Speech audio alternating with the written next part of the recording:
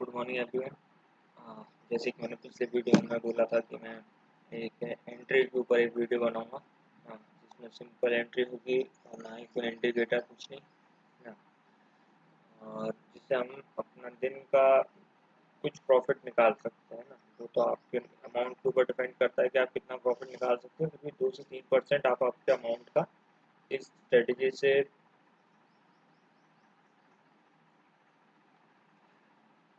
या आपके अमाउंट के ऊपर डिपेंड करता है कि आप कितना पैसा बनाते हैं, लेकिन आप इस स्ट्रेटेजी से अपने अमाउंट का 2 से 3% डेली निकाल सकते हैं, है ना। सिंपल एंट्री बेस, सिंपल कि हमें एंट्री कैसे लेनी है अपने स्टॉक में। आपने कोई स्टॉक्स पिक किया कि आज हमें मान लिया एक्सिस बैंक में बाय करना है या बीपीसीएल में आज सेल करना है, तो आप कैसे उसमें बाय और सेल करें बिना इंडिकेटर के, क्योंकि इंडिकेटर जो होता है वो लैगिंग होता है ना, प्राइस निकलने के बाद में सिग्नल देता है। जो सबसे पहले जो सिग्नल देता है वो प्राइस, कि हमें कब बाय और सेल करना है ना, एकदम रियल टाइम। क्योंकि प्राइस जो है ना आगे चलता ना पीछे चलता, वो रियल टाइम चलता है। हमें प्राइस एक्शन को ही मास्टर करना है ना। तो हम हमारे इस स्ट्रेटजी में सिर्फ हम वॉल्यूम पे ध्यान देंगे ना, कि हम कैसे अपना एंट्री मेथड को इम्प्रूव करें। ओके, सबसे पहले समझते हैं कि वॉल्यूम होता क्या है ना। देखिए, वॉल्यूम तो कहीं नहीं जा रहा है ना, ये एक ही जगह है, लेकिन कहीं कहीं ज़्यादा हो रहा है, कहीं कम हो रहा है ना। तो क्या है एक्चुअल में, होता क्या है कि एक पर्टिकुलर टाइम पर कितनी क्वांटिटी एक्सचेंज हुई है, वो उसको जो बताता है वो वॉल्यूम है। जैसे कि मान लीजिए कि ये 10 बजे इस जगह पर कितनी क्वांटिटी एक्सचेंज हुई, यहाँ पर हुई है 3,994 ना, यहाँ से 394 क्वांटिटीज हमारी यहाँ पर एक्सचेंज हुई है ना। तो ये बताता है कि इतनी सारी क्वांटिटीज खरीदी और बेची गई है ना, कि कहाँ पर बायर डोमिनेट कर रहा है, कहाँ पर सेलर डोमिनेट कर रहा है। ये चीज़ हमें सेलर ये वॉल्यूम से पता चलता है ना। सबसे पहले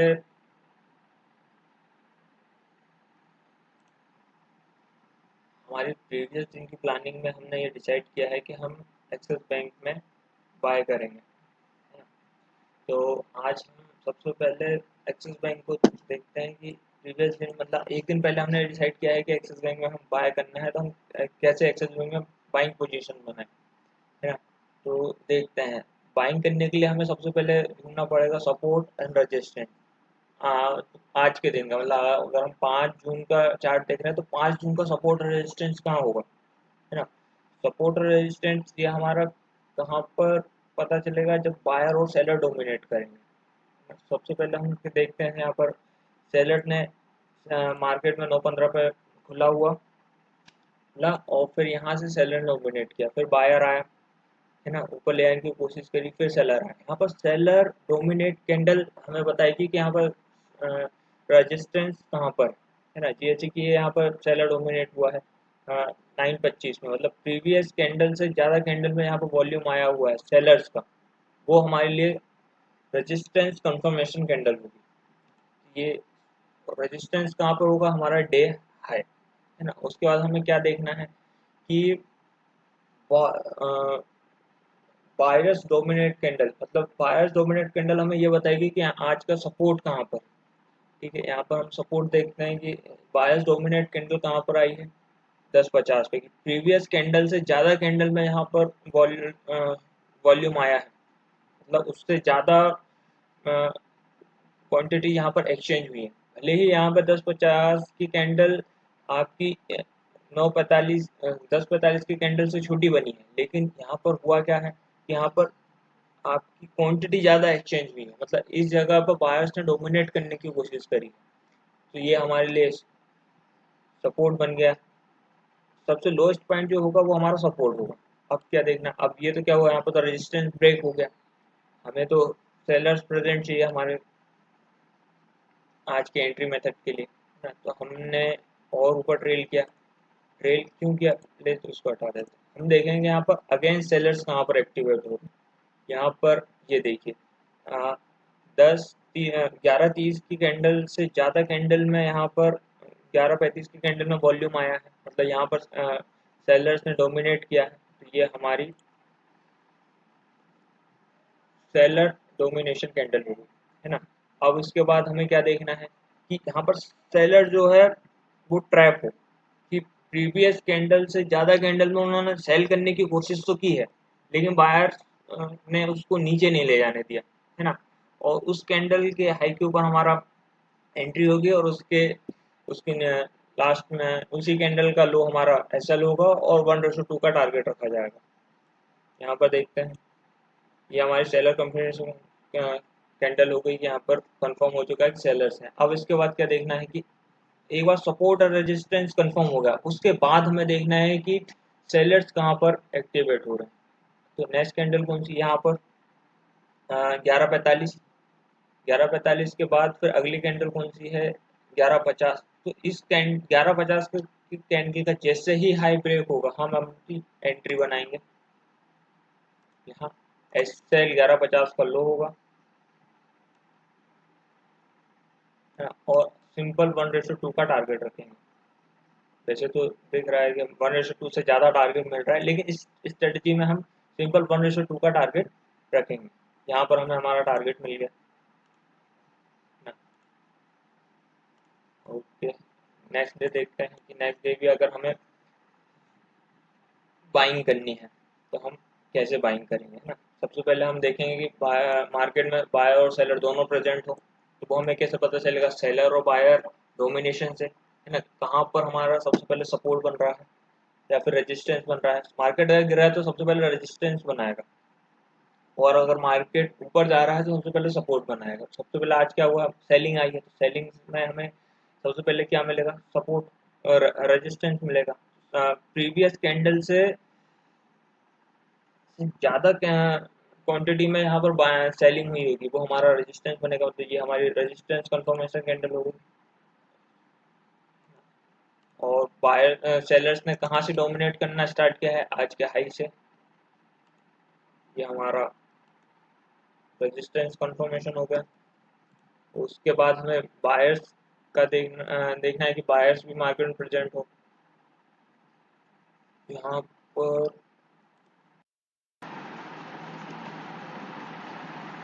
लो, क्या हमें बायर्स कंफर्मेशन देखना है कि बायर्स कहाँ पर आया है, प्रीवियस कैंडल से ज़्यादा वॉल्यूम में कहाँ पर डोमिनेशन हुआ है बायर्स का। देखें तो हम 10 बजे की जो कैंडल बनी हुई है, इस कैंडल में हम देखें तो यहाँ पर प्रीवियस कैंडल से ज़्यादा कैंडल, नीचे ध्यान दीजिएगा, है ना जी। यहाँ पर वॉल्यूम जो दिखा प्रीवियस कैंडल से ज़्यादा क्वांटिटी में यहाँ पर एक्सचेंज हुआ है, तो ये हमारा सपोर्ट हो गया,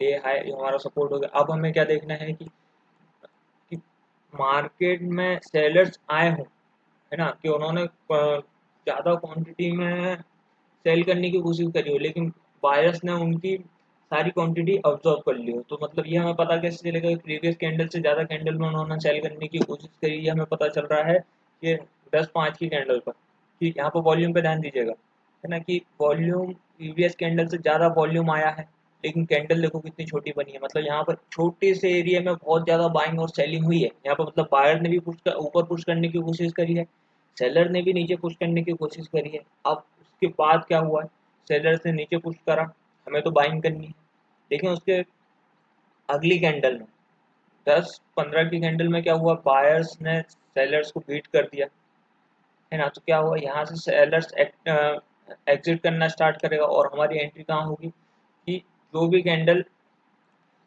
में सेलिंग आई है सपोर्ट रेजिस्टेंस बनने के बाद, उसकी जो सेलिंग आई है प्रीवियस कैंडल से ज़्यादा, उसके बाद जो भी कैंडल उसका हाई ब्रेक करेगी, वहाँ पर हम हमारी एंट्री बनाएंगे। जैसे कि यहाँ पर नेक्स्ट कैंडल में 10-10 की कैंडल में तो हाई ब्रेक हुआ नहीं, है ना, लेकिन अगली कैंडल में क्या हुआ है, 10-15 की कैंडल में क्या बायर्स ने इस कैंडल का हाई ब्रेक किया है।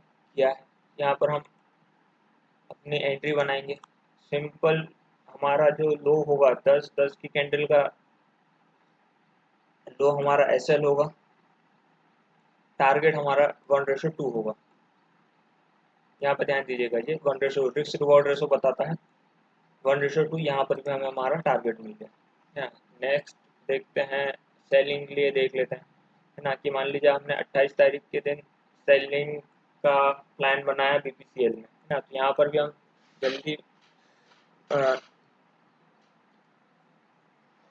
यहाँ पर भी हम सेलर और बायर्स को प्रेजेंट करके देख कर डिसाइड करेंगे कि हम कहाँ पर सेल और बाय कर सकते हैं। सबसे पहले हमें देखना है कि सेलर कहाँ पर एक्टिव हुए हैं, ना कि प्रीवियस कैंडल से ज़्यादा कैंडल में कहाँ पर सेलिंग आई है।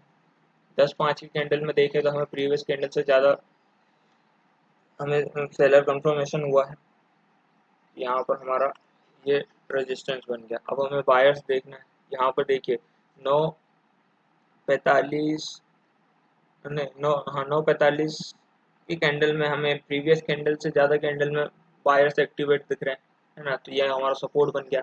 सपोर्ट और रेजिस्टेंस बनने के बाद हमें देखना है कि कौन कहाँ पर बायर्स ट्रैप हो रहा है, क्योंकि हमने BPCL में नेक्स्ट डे हमारी जो प्लानिंग थी प्रीवियस डे में कि हमें तो इसमें सेल करना है, मतलब सेल कब करेंगे जब बायर्स ट्रैप होंगे, कि बायर्स ने ज़्यादा क्वांटिटी में बाय करने की कोशिश तो की लेकिन मार्केट को ऊपर नहीं ले जा पाए, है ना, तो क्या होगा, वो एग्जिट होंगे और हमारा सेलर्स यहाँ पर विन करेंगे और सेलर्स विन करेंगे तो हमारा विन होगा।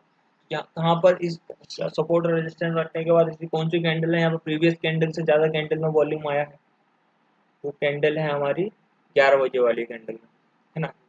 यहाँ पर अगर आप नीचे ध्यान दें तो इस कैंडल में, या फिर आपको अगर इसमें थोड़ा बहुत कंफ्यूजन हो रहा है तो अगनेस्ट कैंडल ले सकते हैं।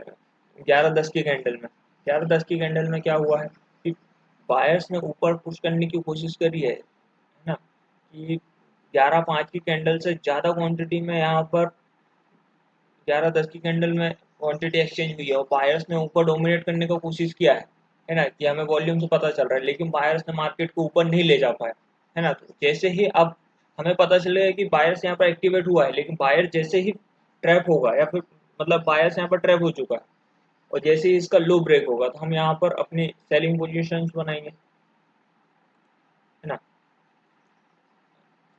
शॉर्ट साइड, ये मार्जिन, शॉर्ट साइड पोजीशन, ये 11:10 के लो के नीचे हमारी एंट्री होगी, है ना। 11:10 के हाई के ऊपर हमारा SL होगा थोड़ा सा बफर के साथ, और 1:2 हम हमारा टारगेट, 1:4 ज़्यादा, 1:3 तक ज़्यादा टारगेट मिला है, लेकिन हमें ज़्यादा लालच नहीं करना है, सिंपल स्ट्रेटजी है। 1:2 पे हम हमारा टारगेट रखेंगे, हमें यहाँ पर भी अचीव हो गया। नेक्स्ट डे क्या होगा, अगर नेक्स्ट डे भी हमने BPCL में प्लानिंग की है सेल करने की, तो सबसे पहले हम क्या देखेंगे कि बायर और सेलर कौन मार्केट में डोमिनेट कर रहा है। यहाँ पर देखिए सबसे पहले हमें मिल गया सपोर्ट, यहाँ पर मिला है 9:40 की कैंडल में हमारा सपोर्ट मिल गया है बायर डोमिनेशन कैंडल से, है ना। अब हमें सेलर डोमिनेशन कैंडल देखना है, तो 10 बजे की कैंडल में सेलर डोमिनेशन हुआ है, मतलब ये रेजिस्टेंस बन गया, तो हमारा रेजिस्टेंस, अब सपोर्ट और रेजिस्टेंस बनने के बाद हमें हमें बायर ट्रैप या सेलर ट्रैप देखना है कि कहाँ पर बायर और सेलर ट्रैप हो रहा है ना। तो अब क्या हुआ है कि जब इस कैंडल 10 बजे के बाद की कैंडल में ऐसी कौन सी कैंडल है यहाँ पर प्रीवियस कैंडल से ज़्यादा कैंडल में बाइंग आई हो लेकिन उसका लो ब्रेक हो गया हो, वो कैंडल है हमारी 10-15 की कैंडल में, कि प्रीवियस कैंडल से ज़्यादा कैंडल में यहाँ पर बाइंग करने की कोशिश करी है। तो बाइंग जब ज़्यादा करी तो मार्केट को तो ऊपर ऊपर चला जाना चाहिए था, लेकिन क्या हुआ है मार्केट नीचे आ गया, इसने इसका लो ब्रेक कर दिया, तो यहाँ पर हम हमारा शॉर्टिंग पोजीशन रखेंगे ना, और इसके हाई के ऊपर हमारा SL होगा, है ना, और टारगेट 1:2 रखा जाएगा। सिंपल, हमें हमारे यहाँ पर भी टारगेट मिल गया। ये सिंपल सी स्ट्रेटजी है, आई होप मैं आप लोगों को समझा पाया हूँ।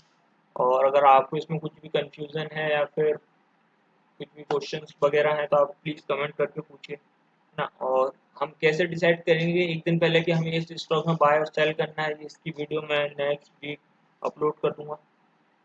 तो और यही है, सिंपल स्ट्रेटजी है, वॉल्यूम और प्राइस ही सब कुछ है, क्योंकि इंडिकेटर बेस पे जाना, इंडिकेटर लैगिंग होता है जब आपके यहाँ पर बाय सेल होता है, बहुत लेट सिग्नल देता है, प्राइस जो है एग्जैक्ट पॉइंट पे आपको सिग्नल देता है कि कब आपको बाय करना है, कब आपको सेलिंग करना है।